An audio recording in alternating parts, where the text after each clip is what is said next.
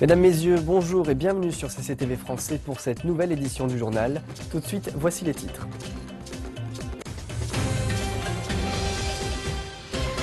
Xi Jinping propose une relation stratégique coopérative complète entre la Chine et l'Afrique à l'occasion du Forum de la coopération sino-africaine à Johannesburg. Nouvelle victoire dans la campagne chinoise anti-corruption. Une fugitive économique en fuite aux États-Unis s'est rendue aux autorités chinoises. Le groupe État islamique publie un communiqué affirmant que les responsables de la fusillade en Californie sont des partisans du groupe. Suite aux attentats de Paris, une entente serait en voie d'être conclue permettant l'échange de données sur les passagers aériens en Europe. Et enfin, une dispute serait à l'origine de l'incendie criminel d'une boîte de nuit au Caire.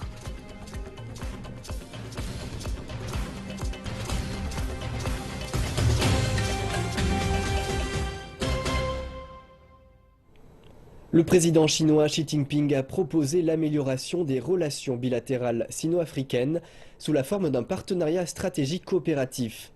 Il a fait part de cette idée lors d'un discours prononcé à l'occasion de l'ouverture du sommet du Forum de la coopération sino-africaine à Johannesburg.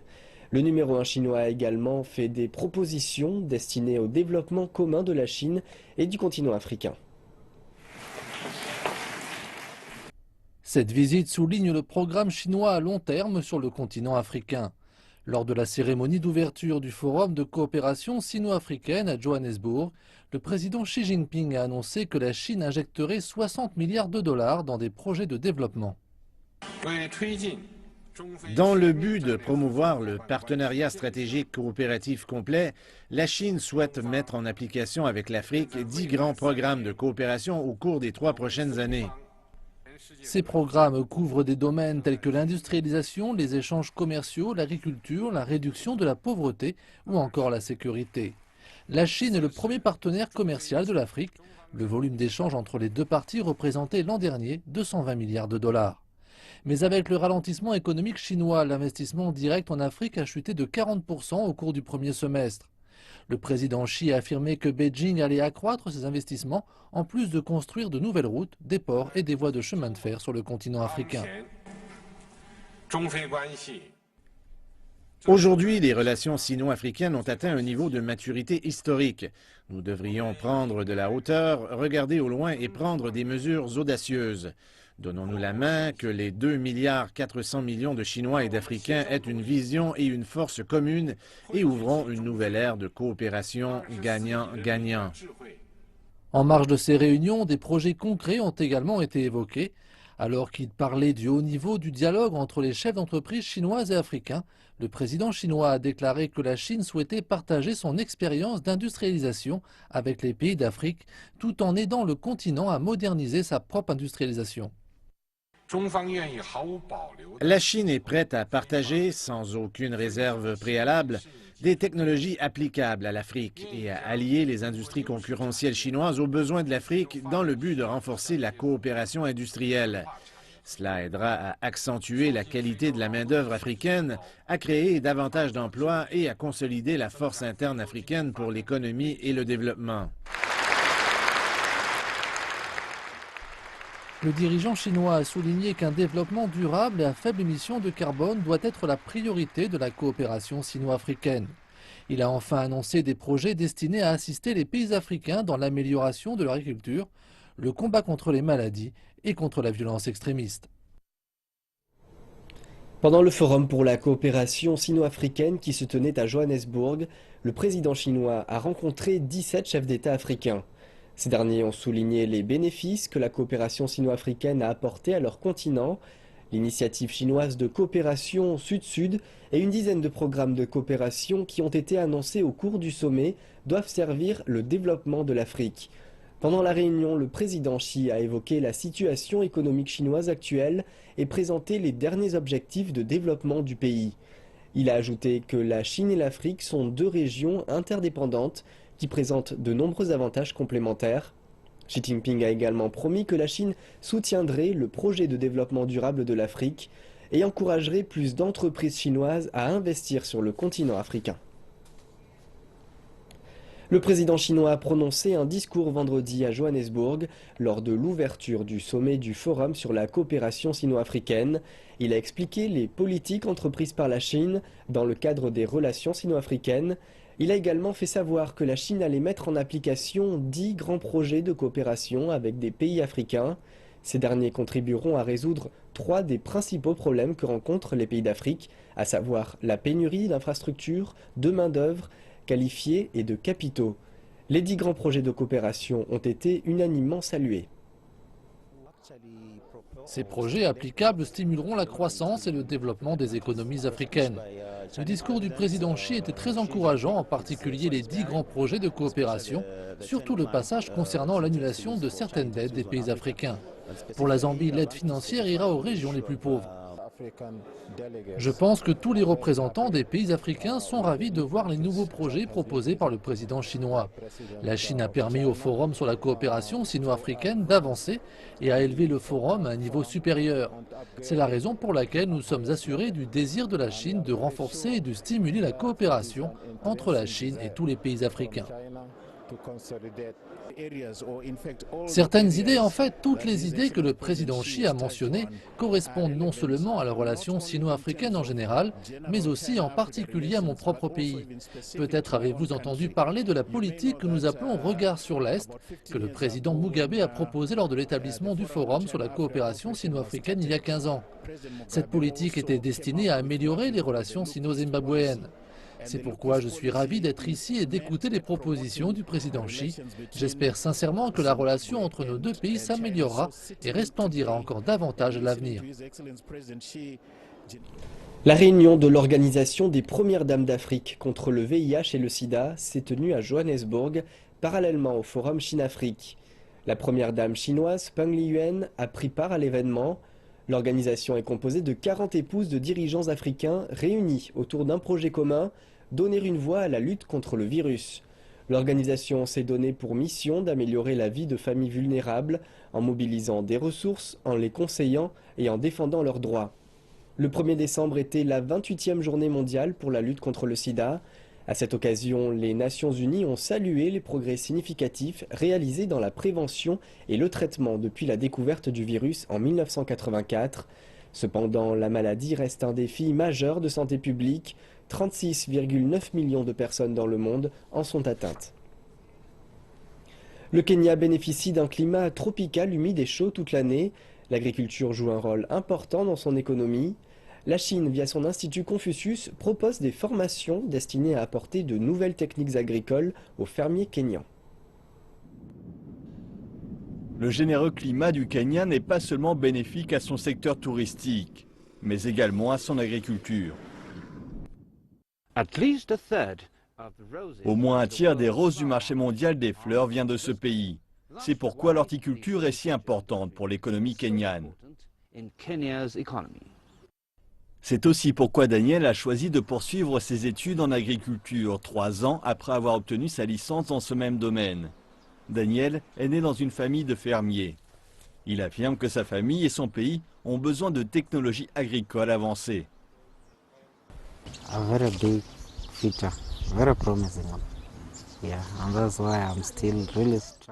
Très prometteur. C'est pourquoi je me suis lancé dans cette formation en agriculture, car je pense que l'avenir sera doré.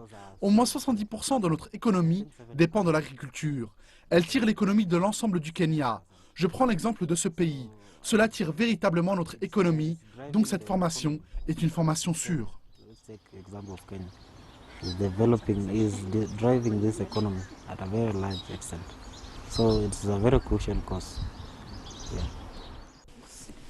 Daniel est l'un des meilleurs étudiants du professeur Liu Gaoqiong, qui vit au Kenya depuis une vingtaine d'années. L'université Egerton est située sur le plateau. Ces basses températures ne conviennent pas à la culture. C'est pourquoi les cours d'horticulture sous serre du professeur Liu sont devenus très populaires. Vous voyez derrière, ce sont les serres. C'est là que nous faisons nos travaux pratiques. C'est là que nous voyons les fleurs qui poussent à l'extérieur. Ce que nous voyons ici, nous ne le voyons pas chez nous. C'est la première fois que je voyais des serres. Chez moi, je n'en avais jamais vu. La sériculture est l'une des nombreuses choses que les étudiants locaux peuvent apprendre à l'Institut Confucius. De fait, l'Institut est en quelque sorte devenu un centre de technologie agricole dans la zone. Sa technologie est utilisée dans tout le Kenya.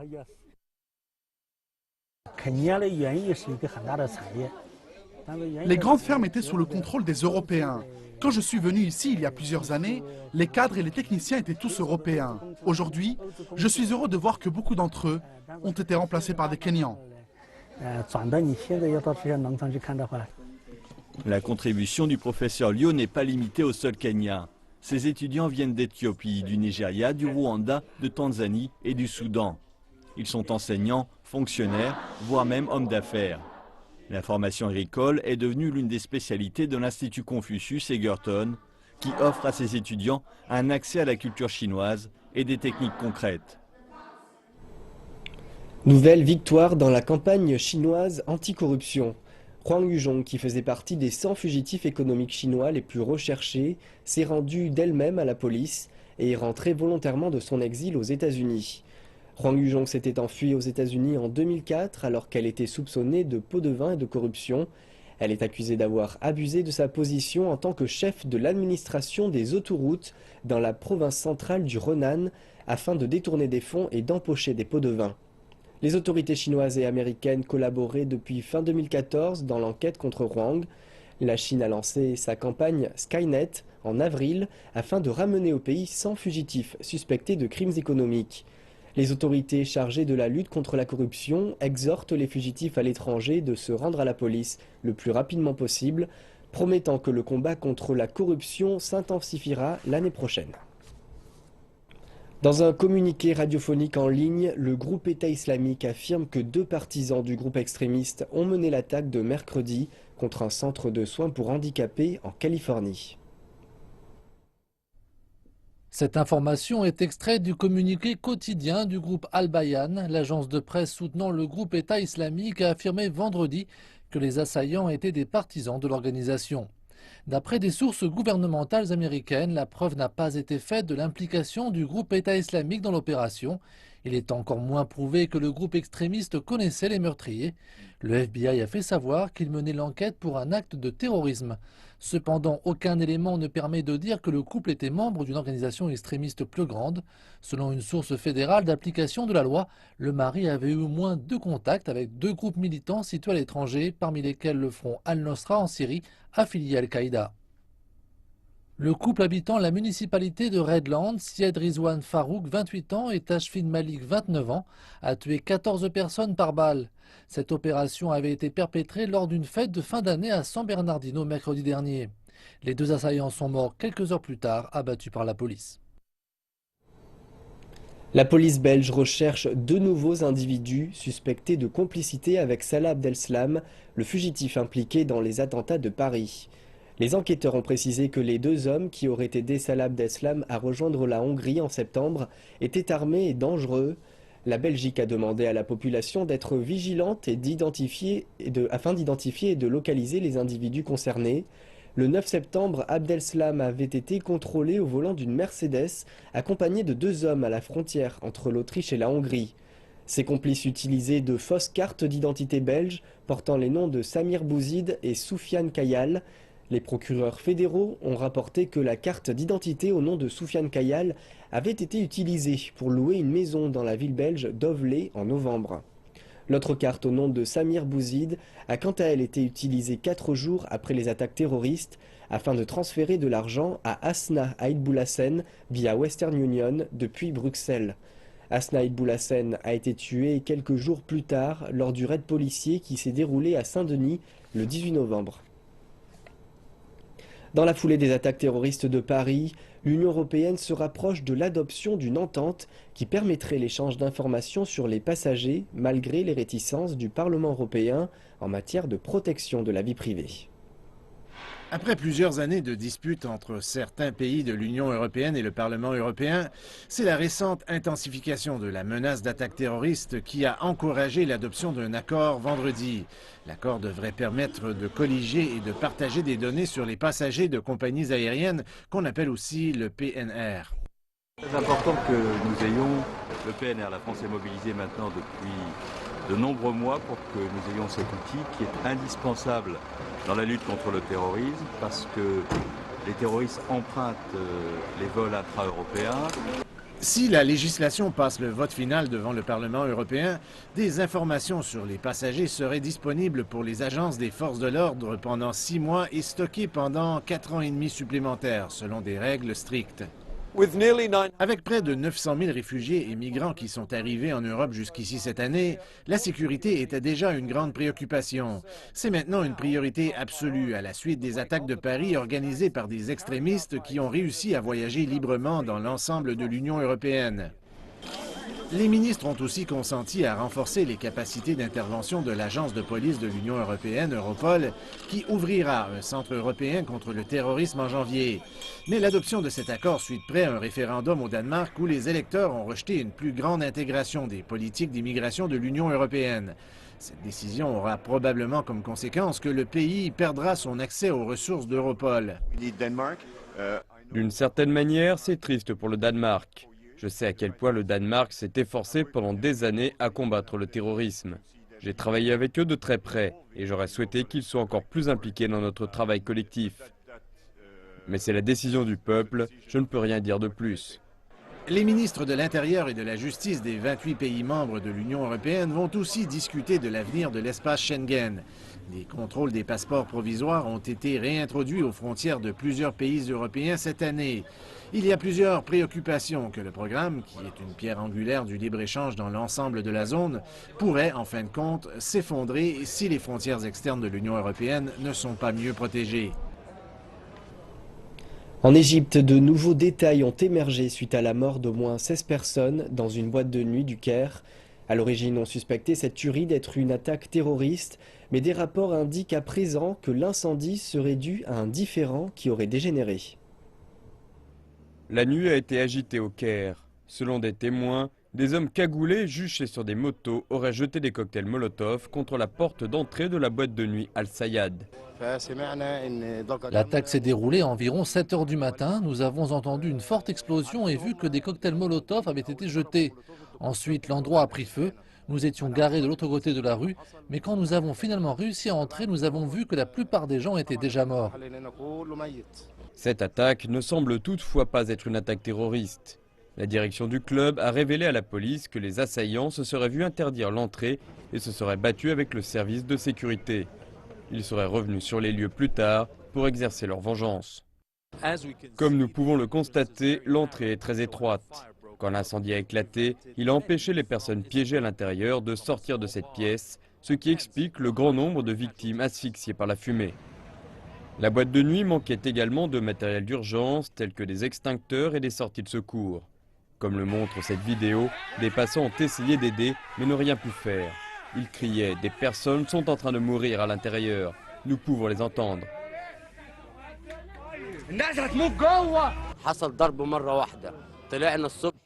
L'explosion s'est déroulée tandis que je dormais dans un autre bâtiment. Nous nous sommes rendus sur place et avons vu l'incendie. Nous sommes allés chercher les gens à l'intérieur, nous avons sorti 16 personnes, mais ils étaient déjà tous morts asphyxiés. Si l'attaque avait eu lieu pendant les heures d'affluence, le bilan des victimes aurait certainement été beaucoup plus lourd. La plupart des personnes tuées étaient des membres du personnel. Plusieurs milliers de personnes ont envahi les rues de Séoul afin de dénoncer les politiques d'emploi du gouvernement sud-coréen. Le gouvernement a tenté de faire interdire les manifestations de ce samedi, mais sa tentative a été contrecarrée jeudi par un tribunal de la capitale. Une association regroupant 118 groupes de citoyens a défilé après s'être engagée à plusieurs reprises à protester de façon pacifique. D'après la police, 13 000 personnes ont pris part à ces démonstrations. Cette manifestation avait été précédée d'une autre, plus violente, à la mi-novembre, pendant laquelle les forces de l'ordre avaient eu recours à des canons à eau. Des dizaines de manifestants avaient alors été blessés lors des affrontements avec la police. Nous sommes pratiquement à mi-chemin de la conférence sur le changement climatique de l'ONU à Paris. Les négociateurs s'affairent maintenant à rédiger la première mouture de l'accord qui sera débattue par les délégués la semaine prochaine. Cependant, le président de la COP21, Laurent Fabius, estime que les parties ont encore beaucoup de travail à faire avant d'arriver à un accord final. À ce stade, quelles conclusions peut-on tirer? La première, c'est que, comme on dit en français, je ne sais pas quelle sera la traduction en anglais, le compte n'y est pas encore. La deuxième conclusion, c'est que je souhaite vivement que l'esprit de compromis permette d'avancer. J'espère que le texte qui me sera remis demain enregistrera de nouveaux pas vers le compromis. L'idée, c'est que le texte sera réduit et envoyé au ministre français des Affaires étrangères, Laurent Fabius, à midi samedi. Après cela, il sera envoyé au ministre pour essayer d'atteindre un accord global la semaine prochaine. 2 projets alternatifs de texte sont sur la table. Ce sont des documents de 38 et de 48 pages, alors qu'ils en faisaient 50 au début de la semaine. À la même étape, à Copenhague, le document équivalent comptait 300 pages. Mais le texte contient toujours des centaines de parenthèses qui marquent les points de désaccord. Il porte notamment sur le financement pour les pays en voie de développement au-delà de 2020 et sur la cible à fixer pour réduire ou éliminer progressivement l'utilisation de combustibles fossiles. Toutes les parties impliquées reconnaissent que leurs plans ne sont pas assez efficaces pour limiter une hausse des températures de 2 degrés Celsius comme le souhaite l'ONU. Pendant ce temps, plusieurs manifestants se sont réunis à l'extérieur du site de la conférence pour dire que cet objectif de 2 degrés Celsius n'est pas suffisant pour protéger les pays les plus vulnérables face au changement climatique et à la montée du niveau de la mer, parmi lesquels on compte plusieurs pays insulaires dans le Pacifique. Les négociations sur le changement climatique continuent à Paris. Les négociateurs de 195 pays travaillent ensemble toute la semaine pour s'accorder sur une version simplifiée du projet de texte afin de le remettre au président français en cette fin de semaine. Les objectifs politiques des dirigeants mondiaux ont conduit à des négociations à porte fermée entre négociateurs internationaux. Comme d'habitude, lors des négociations climatiques, il existe une division entre les pays développés et les pays en voie de développement. L'aide financière et la division des responsabilités font partie de ces différends. La Chine presse les pays développés à remplir leur obligation de fournir 100 milliards de dollars par an pour aider les pays en voie de développement. Il existe un énorme désaccord sur la façon dont les pays développés rempliront leurs obligations financières et si davantage de canaux sont nécessaires pour résoudre le problème. La position de la Chine est que les pays développés doivent remplir ensemble leurs engagements avant 2020. Et cela est non négociable. Après 2020, les pays développés devront échelonner leurs finances à partir du niveau de base de 2020 à 100 milliards de dollars par an. Il y a à présent 134 pays en voie de développement dans le groupe G77 et la Chine. Ils ont émis une forte déclaration dénonçant les tentatives d'un certain nombre de nations industrialisées d'ajouter des conditions au financement. Un nouveau texte fait partie des propositions qui suggèrent que le financement climatique devrait non seulement être fourni par les pays développés, mais aussi par d'autres qui sont en position de le faire. Les autres qui sont dans la position de le faire ou dont la parole compte sont encouragés et sont invités à contribuer sur la base du volontariat. Il s'agit d'une nécessité. Bien évidemment, certains pays en voie de développement plus avancés ont déjà commencé à contribuer. Je pense que c'est une bonne chose et ils sont encouragés aussi. Comment voulez-vous juridiquement lier les pays en position de le faire? Dans ma famille, avec mes enfants, je dirais « tu dois nettoyer la pièce ». Je ne dirais pas « quelqu'un doit nettoyer la pièce ». Je dirais « John, tu nettoies la pièce et Grace, tu fais la vaisselle ». Il n'y a pas de quelqu'un en position de le faire qui devrait nettoyer le sol. J'ai besoin que vous me rendiez compte. Établir des objectifs sur le climat à long terme est également un problème. Il y a un important appel de révision de l'objectif des 2 degrés à long terme à 1,5 degré maximum. Le groupe des pays les moins développés déclare que cela est essentiel. 1,5 est critique pour le groupe des pays les moins développés. Il s'agit d'une question de survie. Pour nous, il nous est impossible de signer un accord sans prendre en considération la question des 1,5 degrés. Nous avons vu le projet de texte révisé qui indique qu'en dessous de 2 degrés, la zone n'est pas en sécurité. Et c'est la fin de notre journal. Merci pour votre attention et bonne suite de programme à toutes et à tous.